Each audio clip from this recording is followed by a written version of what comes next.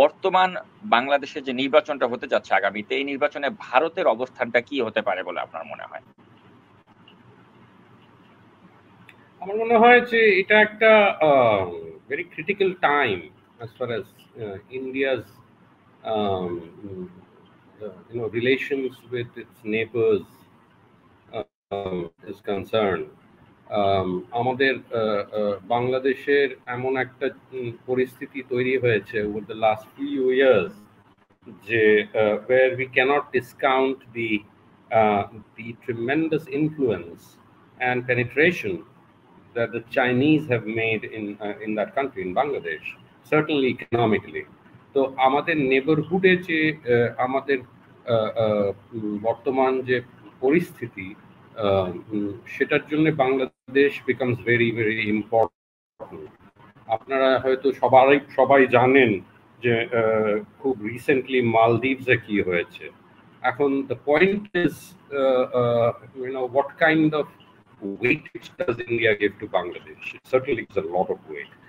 Bangladesh's সঙ্গে relations are supposed to be quote unquote friendly, and এই সরকারের সঙ্গে তো অবশ্যই। So what is critical, however, is that একদিকে আমরা দেখছি একটা চাইনিজ ইনরোড, আর আরেকদিকে ইন্ডিয়ার একটা পার্টিকুলার স্ট্যান্ড একটা vis-a-vis China. Now এই দুটো জিনিস আর কি খুব ইন্টারেস্টিং যে we always considered Sheikh Hasina as a friend, and yet it's this very government in Dhaka which has embraced the Chinese. Okay, so আপনাদের মনে থাকবে যে জোহানেসবার্গে ব্রিক্সের মিটিং এর পর আপনাদের পররাষ্ট্রমন্ত্রী ফরেন মিনিস্টার মিস্টার মোমেন অনেক ডিটেইলে একটা ব্রিফিং দিয়েছিলেন সাংবাদিকদের about the economic partnership between Bangladesh and China and how it is going to expand over the months, in the future, in the near future. So তাতেই বোঝা যায় that things may not be very rosy as far as the Indians are concerned in the event that Sheikh Hasina wins this election. কিন্তু শেখ হাসিনা সরকার তো প্রায় বলার চেষ্টা করে থাকে যে আমাদের চায়নার সাথে যে সম্পর্কটা is just an economic relation, it's not something that you can say like with the India the kind of relation we have is nothing like that. এবং তো বলেছে যে মানে ভারতের সাথে একটা স্বামী স্ত্রীর মতো সম্পর্ক, তো সেটার সাথে তো মানে চায়নার সাথে যে অর্থনৈতিক যে সম্পর্ক এটাকে মেলানো যায় না। তো আপনি শেখ হাসিনার এই আর্গুমেন্টটাকে আপনি কিভাবে ব্যাখ্যা করবেন? সব সময় তো স্বামী স্ত্রীর সম্পর্ক টেকসই হয় না, তো বিচ্ছেদ হয়। তো তার মধ্যে অনেক ধরনের চাপও সৃষ্টি হয়। তো সেইখানে I am not hoping at all that the relations between India and Bangladesh goes elsewhere. But all that I'm saying is that economic development বা economic help বা অ্যাসিস্ট্যান্স যেটা চায়না চাইছে, ইকোনমিক ব্যাপারটা is a very important component of power. হ্যাঁ, there is military power আর there is economic power. তো economic পাওয়ারটাকে আমরা কোনোদিনও গ্লোবাল পাওয়ার পলিটিক্সের থেকে আলাদা করে দেখতে পারি না, যে উচিত না।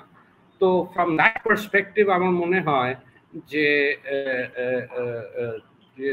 the China-Bangladesh relationship should be viewed in a power equation terms. তো জয়নাল ভাই, আমি এই বিষয়ে চন্দনদা যেটা বলছিলেন আপনার কাছে যেটা জানতে চাই যে এই যে মানে চায়নার যে একটা ঋণের ফাঁদে বাংলাদেশ পড়ে গিয়েছে, তো এবং এটাতে পড়ে দেওয়া এটা তো মানে ভারতও কিন্তু বিষয়টাকে ভালোভাবে দেখছে না। তো এটা থেকে আসলে উত্তরণের কি কোনো রাস্তা শেখ হাসিনার আছে? যেহেতু আপনি জানেন যে অর্থনীতির যে অবস্থা হয়ে গিয়েছে, সেখান থেকে সার্ভাইভ করার জন্য তো আসলে তাকে ওই চায়নার ঋণের উপরেই তাকে ভরসা করতে হয়, এছাড়া তো তার দের ইজ নো ওয়ে আউট। তো আপনি এই বিষয়টা কিভাবে আপনার দৃষ্টিতে ব্যাখ্যা করবেন? ধন্যবাদ। চন্দনদা যেটা বলছিলেন, বাংলাদেশ ইন্ডিয়া রিলেশনশিপ, যেটা আমাদের মোমেন্ট অত্যন্ত অযাচিতভাবে স্বামী স্ত্রী সম্পর্ক বলেছেন। তো আমি এখানে চন্দনদার মতো একজন নলেজেবল এবং তথ্যবহুল মানুষকে আমি প্রশ্ন করব যে আমাদের রিলেশনশিপটা সরকার হিসাবে হয়তো হাসিনা সরকার ভারতের সাথে যোগাযোগ করছে, কিন্তু আমি এটা বাংলাদেশের সাথে সম্পর্ক মনে করি না আমাদের মেজরিটি মানুষের মতো। বিকজ আমরা ওভার দ্য ইয়ার্স, আপনি বলতে পারেন ওভার দ্য ডেকেডস, আমরা দেখছি ভারত একটা দল এবং একটা পরিবারকে সাপোর্ট করে যাচ্ছে। বর্তমান বিশ্বের সবচেয়ে বড় গণতান্ত্রিক দেশ হিসাবে ভারত আমাদের দেশের একটা রাজনৈতিক দল অথবা একটা পরিবার in particular, if we say, তাহলে এটা ভুল হবে বলে আমি মনে করি না। এবং বাংলাদেশের সাথে ভারতের যে রিলেশনশিপ পিপল টু পিপল, এখানে আমি আপনাকে দু একটা কথা বলে দিতে, মানে আমার জানতে ইচ্ছা করতেছে চন্দন দাকে যেহেতু পেয়েছি। যেমন ভারতের 100টার বেশি চ্যানেল আমি ক্লিক করলে আমার বাংলাদেশে আমি দেখতে পারি, অথচ বর্ডার ক্রস করলেই বাংলাদেশে যে 40-50টা চ্যানেল আছে একটাও ভারতে দেখা যায়। অথচ আমি এই কথাটা বলতে চাচ্ছি এই জন্য, আমি গত পরশুদিন একটি স্ট্যাটিস্টিক্স দেখলাম যে বাংলাদেশের মানুষ, সেটা হেলথ ট্যুরিজম বলেন, সেটা রিলিজিয়াস ট্যুরিজম বলেন, সেটা নর্মাল ট্যুরিজম বলেন, নাম্বার 1 ভারতের, মানে ট্যুরিস্ট হিসেবে আমরা বাংলাদেশিরা সবচেয়ে হাইয়েস্ট।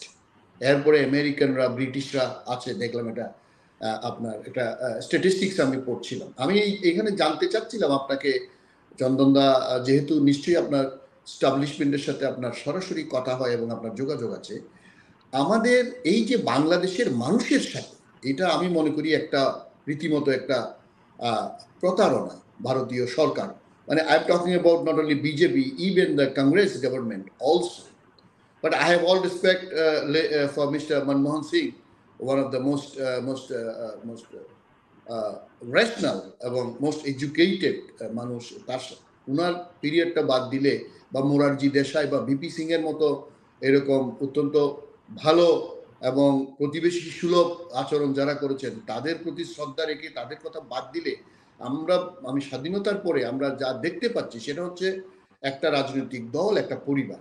আমি এই কথাটা বললাম এই জন্য, এই যে চীনের সাথে যে সম্পর্কটা, চীনের সাথে সম্পর্কটা অর্থনৈতিক তো বটেই, কারণ এখানে সবচেয়ে বেশি, মানে সোজা বাংলায় বললে চুরি করা যায়, কারণ এখানে লোপাট করা যায় ভারতের বা আমেরিকান বা অন্যান্য জায়গা থেকে যতটুকু না করা যায়, যেসব অনুদান বলেন, ঋণ বলেন, সাপ্লায়ার্স ক্রেডিট বলেন, এই যে বড় বড় বিলিয়নস অফ ডলার্সের যেসব, সেটা আরেকটা চ্যাপ্টার। কিন্তু এই যে একটা রাজনৈতিক দল বা একটা পরিবারকে সমর্থন করতে গিয়ে বাংলাদেশের রাজনীতি কোন তলানিতে গেছে, সেটা চন্দনদার লেখায় বাংলাদেশের মানুষের একদম যারা প্রান্তিক লেভেলে আছে তাদের কাছে পর্যন্ত পৌঁছায় গেছে বলে আমি মনে করি। সুতরাং চন্দনদাকে এই যে আমি বেশি বলার দরকার নাই, he knows everything about what this government has been doing. কিন্তু আমার জানার ইচ্ছা এবং আমার কৌতূহল সেটা হলো, ভারত বাংলাদেশের man to man political parties, culturally, religiously, socially, কেন বাংলাদেশের সাথে শুধুমাত্র একটা রাজনৈতিক দলের মাধ্যমে কেন ভারতের সরকার বা ভারতের এজেন্সিগুলা, ভারত কি জানে না? নিশ্চয়ই জানে যে ভারত আমাদের বন্ধু, ভারত আমাদের স্বাধীনতা যুদ্ধে সহযোগিতা করেছে, ভারত আমাদের নেক্সট ডোর নেইবার। আমাদের বলতে গেলে 75% আমাদের পানি এবং বঙ্গোপসাগর বাদ দিলে, অথবা সামান্য কক্সবাজারের টেকনাফের, সামান্য মায়ানমারের ওইটা বাদ দিলে, বাকি পুরা জুড়ে ভারত আমাদের প্রতিবেশী। তা কথা আছে, আপনি স্ত্রী ডাইভোর্স করতে পারেন, প্রতিবেশীকে ডাইভোর্স করা যায় না। সুতরাং ওই যে স্বামী স্ত্রী ডাইভোর্স হলেও প্রতিবেশী হিসেবে উনি আমাদের থাকবে। এবং সর্বোপরি আমি যে জিনিসটা চন্দনদার কাছ থেকে অনুরোধ করব, আপনার মতো লেখা আমরা খুবই কম পাই। আমি আজকেও পড়তেছিলাম, সাম শর্মা ব্লুমবার্গে লিখেছেন, আপনি দেখুন উনাদের মতো, মানে এরকম পত্রিকা, উনার একটা অপিনিয়ন আমি পড়ে আরো অনেক, আনন্দবাজার পত্রিকা, টাইমস অফ ইন্ডিয়া, সম্প্রতি পিটিআই অবশ্য একটা আপনার কাছাকাছি একটা ভালো নিউজ এজেন্সি থেকে আমরা নিউজ দেখেছি, বা সুবীর ভৌমিক বা আরো অনেকে, এরা যেভাবে একটা দলকে মানে গণতন্ত্রের বিরুদ্ধে গিয়ে ইরেশনালি বাংলাদেশের গণতন্ত্রকে আন্ডারমাইন করে লেখে, আমি বলবো গণতন্ত্র, আমি বলি বাংলাদেশের 17, 18 বা 20 কোটি মানুষকে যেরকম আন্ডারমাইন করে, গণতন্ত্রকে আন্ডারমাইন করে, এরকম একটা ভারতের মতো একটা 75 বছর ধরে যারা গণতন্ত্রকে লালন পালন করে, এটা কিভাবে সম্ভব? আপনার সাথে আমার রাজনৈতিক ডিফারেন্স থাকবে, আপনার সাথে আমার অনেক রাজনৈতিক দলের সাথে যোগাযোগ না থাকতে পারে, কিন্তু গণতন্ত্রের ব্যাপারে, হিউম্যান রাইটসের ব্যাপারে, রুল অফ লর ব্যাপারে, প্রেস ফ্রিডমের ব্যাপারে, আমি যদিও জানি ভারত এখন শুধু ভোটিং রাইটসটা হয়তো আমরা বিভিন্ন মাধ্যমে, গণমাধ্যমে আমরা জানতে পারি যে ভারতের আপনার অনেক কিছু এখন শ্রিঙ্কিং। এখানে আমি চন্দন দাকে একটু করে মনে করাই দিব যে একটু বলতে চাই, আমার সাথে একবার গত বছর ভারতের একজন বিখ্যাত পণ্ডিত এবং জওহরলাল নেহরু বিশ্ববিদ্যালয়ের এমিরেটাস প্রফেসর ব্রহ্মচালানি, ওনার সাথে আমার একটা ইন্টারাকশন হওয়ার সৌভাগ্য হয়েছিল। তো আমি ওনার কথা শুনে দাদা হতবাক হয়ে গিয়েছি যে ওনার মতো একজন স্কলার কিভাবে বিজেপি গভর্নমেন্টের নেরেটিভটা আন্তর্জাতিক ফোরামে, সেখানে হার্ভার্ডের একজন প্রফেসর ছিলেন, ইন্টারন্যাশনাল অ্যাফেয়ার্স ফোরামে মিশিগান ইউনিভার্সিটির, এটা আমি ওনার সাথে আমার একটা ইন্টারাকশন হয়েছিল। তো আমি ওটা দেখে না হতবাক হয়ে গেলাম। কিন্তু আপনার লেখা থেকে আমরা উৎসাহিত হচ্ছি না যে না, ভারতে এখনো বা অরুন্ধতী রায়ের লেখা আমরা পড়ি, বা কারান থাপারের কিছু লেখা আমরা পড়ি, অথবা আরো কিছু সুধী মানুষ যারা আমাদের বাংলাদেশ নিয়ে একটু চিন্তা করে, যেটা আপনার লেখায় আমরা সবচেয়ে বেশি পাচ্ছি। আমি আপনাকে বলতে চাচ্ছি, বা আমাদের দর্শকদের আমি মনে করি জানার ইচ্ছা, সেটা হলো ভারত কি কারণে বাংলাদেশের সাথে as a country, as a আমি বলবো সোসাইটি, কেন তারা এইরকম একটা রাজনৈতিক দলের সাথে সম্পর্ক গড়ে তোলে, যেটা আমি মনে করি ভারতের যে সিকিউরিটির কথা বলা হয়, ভারতের যে নিরাপত্তার কথা বলা হয়, আমি মনে করি সেটা তো আরো বেশি প্রশ্নবিদ্ধ, এবং আমি মনে করি সেটা সম্মুখীন হবে আপনার ইনসিকিউর হয়ে যাবে ভারতও, যদি আমাদের দেশে এই ধরনের বিস্ফোরণমুখ, আমি তো মনে করি, যদি আমার কাছে স্ট্যাটিস্টিক না, কিন্তু আমি মনে করি বাংলাদেশের 90%-এর বেশি মানুষ এই যে আমাদের 2014 এবং 18, যেটা আমাদের মিস্টার সাকিব বললেন যে ভারত সরাসরি হস্তক্ষেপে আপনার এই নির্বাচন দুইটাতে, মানে শেখ হাসিনার মতো এরকম, মানে আমি কি বলবো, এগুলো তো মানে রিগিং বলে না, এটা আপনি বলতে পারেন মানে 100% চুরি, এই রকম নির্বাচনকে সাপোর্ট করতে গিয়ে আমি তো মনে করি ভারত নিজেকে ইনসিকিউর করতেছে, কারণ বাংলাদেশের মানুষ হয়তো এখন চুপ আছে, যেটা আপনার লেখায় আমি পড়ে খুবই উৎসাহিত হয়েছি যে এইটা যে কোনো সময় বিস্ফোরণ হতে পারে। তো আমার প্রশ্ন, আপনি অনেকগুলো প্রসঙ্গ আপনি এনেছেন, তো আমরা একটু সংক্ষেপে এই ব্যাপারগুলোতে একটু চন্দনদার মন্তব্য জানতে চাই। জি প্লিজ। জি। তো থ্যাংক ইউ। আমার মনে হয় দুটো তিনটে জিনিস, যে আমি রিসেন্টলি একটা লেখায় আপনাদের একজন ট্রিমেন্ডাস ইন্টেলেকচুয়াল মিস্টার ডক্টর এহসান মনসুরের কথা লিখেছিলাম আর কি। উনি খুব সাকসিংক্টলি ব্যাপারটা বলেছিলেন যে ইন্ডিয়ার ক্ষেত্রে বলেছিলেন আর কি, ইন্ডিয়ার কনটেক্সট, যে India must look at the national interest of Bangladesh and not the regime interest of in Bangladesh. তো এই জিনিসটা খুব ক্লিয়ারলি বুঝিয়ে দেয় যে বাংলাদেশের লোকেরা চায় যে ইন্ডিয়া বাংলাদেশকে নিয়ে ভাবুক, কিন্তু ইন্ডিয়া একটা কোনো পার্টিকুলার পলিটিক্যাল পার্টিকে না নিয়ে ভাবুক। এটা অনেকদিন ধরে এই ইয়েটা চলে আসছে, যে আমরা we have put all our eggs in one basket. এইটা from an international relations perspective বলেন বা রিজনাল পলিটিক্সের পার্সপেক্টিভ থেকে আমার মনে হয় this is a very good point, যে আমরা হয়তো দেখি একটা particular political party ke from a different perspective, from a different through a different lens, আমরা তাদের মনে করি যে তারা অ্যান্টি ইন্ডিয়ান, আমরা তাদের মনে করি যে they have been responsible for the rise of Islamist in Bangladesh. But at another level আমার বলার আমি যেটা বলতে চাই সেটা হলো যে আমরা কি সেই এটা করতে পারি না, সেই এফর্টটা দিতে পারি না in order to sort of also have a working relationship with all kinds of political groups and parties in Bangladesh. আমার মনে হয় সেই জায়গায় হয়তো there has been a lot of deficiency as far as our approach to Bangladesh is concerned. তো সেইখানে আমরা দেখছি যে একটি পলিটিক্যাল পার্টি যার legitimacy is almost in question এখন, তাকে যে সাপোর্ট করার ব্যাপারটা সেটা করতে গিয়ে আমাদের যে লেজিটিমেসি, আমাদের যে soft power if I say, সেইটা আমরা কতটা ইরোড করে ফেলছি, that is very very important. এর জন্য হয়তো I would say that Awami League গভর্নমেন্টের public relations has been excellent সেদিক দিয়ে দেখতে গেলে।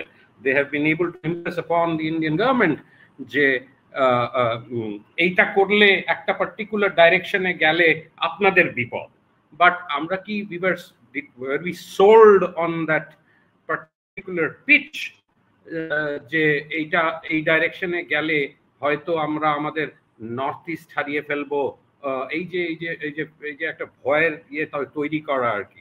তো আমার মনে হয় সেখানে একটা ঘাটতি আছে, কিন্তু সেই ঘাটতিটাকে পূরণ করার সময় এখন আছে কি না, that is very very critical. এর আগে যখন বলছিলাম আমি যে আমরা কি আমাদের বিপদ নিজেরাই ডেকে আনছি by continuing to put all our money on the Awami League horse. তো সেইখানে there is certainly, I would say that there is a deficiency in India's approach. We should have built up relations and nurtured these relations with other political groupings as well. তো এক্ষেত্রে যেটা হয়েছে দাদা, দেখা যাচ্ছে যে আওয়ামী লীগ যেই মানে কার্ডটা প্লে করে সেটা হচ্ছে যে সংখ্যালঘু নির্যাতনের যে প্রসঙ্গটা তারা আনে, যে মাইনরিটি কমিউনিটি তারা নাকি more safer when Awami League is in power. But the reality is, আপনার একটা লেখার মাধ্যমে যেটা আমি রিসেন্টলি দেখলাম, যে আপনি উল্লেখ করেছেন যে সংখ্যালঘু নির্যাতন প্রতিরোধের ক্ষেত্রে আওয়ামী লীগের মাঝে এক ধরনের উদাসীনতা ইদানিং দেখা যাচ্ছে, এবং আপনার ওই লেখার মাধ্যমে সেটা আপনি স্পষ্ট করেই তুলে ধরেছেন, যেটা শিরোনাম আপনি দিয়েছেন যে Awami League stoic silence as communal attacks sharpen in Bangladesh. তো এই একটি রাইট, আমি দেখলাম এই তিনটে ঘটনা ঘটলো। আমি I am sorry, I got your question. এই তিনটে চারটে যে ঘটনা ঘটেছে বাংলাদেশে এই ইলেকশনের, এর পরবর্তী সময়তেও ঘটেছে, এর আগেও ঘটেছে, এটা না যে ঘটেনি, এর আগেও ঘটেছে। মন্দির ভাঙা হয়েছে, বিগ্রহ ভাঙা হয়েছে। সেখানে আমি দেখলাম যে আওয়ামী লীগের তরফ থেকে কোনো অ্যাকশন হয়নি। মুন্সিগঞ্জে যে মেয়র, তার নাম হচ্ছে মোহাম্মদ ফয়জাল বিপ্লব, সে কি নোংরা কথা বলেছেন তাদেরই এক পার্টির এমপিকে, সে মৃণাল বাবুকে। সেইটা মৃণাল বাবু প্রতিবাদ জানিয়েছেন, কিন্তু পার্টির তরফ থেকে তো কোনো অ্যাকশন হয়নি।